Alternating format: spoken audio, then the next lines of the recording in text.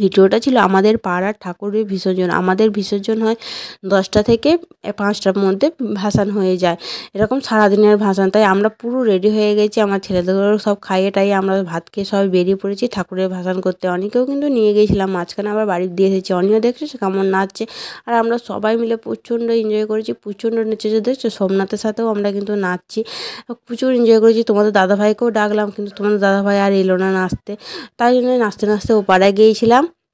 আর তারপরে নাচতে নাচতে একটু তো ক্লান্ত হয়েই যায়, দুপুর হয়ে গেছিলো, প্রায় 1টা 1:30 বেজে গেছিলো এইখানেই। তারপর একটু করে আমাদেরকে সবাইকে চিড়ে ভাজা দিয়েছিলো, চিড়ে ভাজা খেতে খেতে আবার এই পাড়ায় চলে এসেছিলাম নাচতে নাচতে, আমাদের পাড়ার দিকে চলে এসেছিলাম। দেখছো বাজনাগুলো কত সুন্দর বাজাচ্ছে, এই দেখো মেয়েগুলো কীরকম এনজয় করছে, দেখেছো ঘুরে ঘুরে কেমন নাচছে। যাও আমাকে নিল না, আমরাও কিন্তু প্রচুর এনজয় করছি বউগুলো মিলে।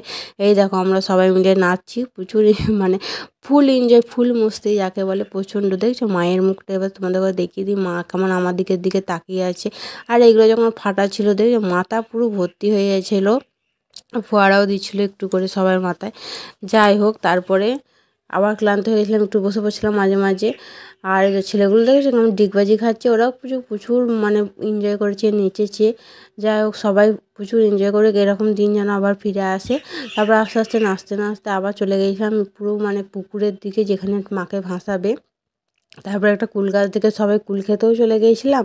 সবাই একটু কুল খেতে কিন্তু খুব ভালোই লাগছিলো শেষ টাইমটা, মানে প্রায় 3টে 3:30 4টার মতো বেজে গিয়েছিলো।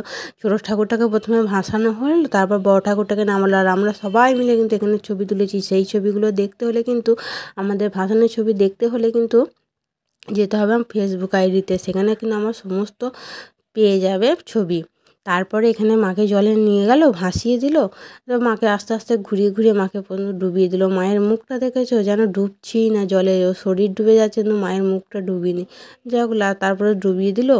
সে বছর আবার হবে, জয় মা সরস্বতী, এই বলে সবাই ভাসিয়ে দিল মাকে, আর ডুবিয়েও দিল। মনটা প্রচুর খারাপ হয়ে গেলো। যাই হোক আজকের ভিডিওটা এখানে শেষ করলাম। ভালো লাগলো অবশ্যই লাইক করো, আর অবশ্যই একটা সাবস্ক্রাইব করো। Tata bye.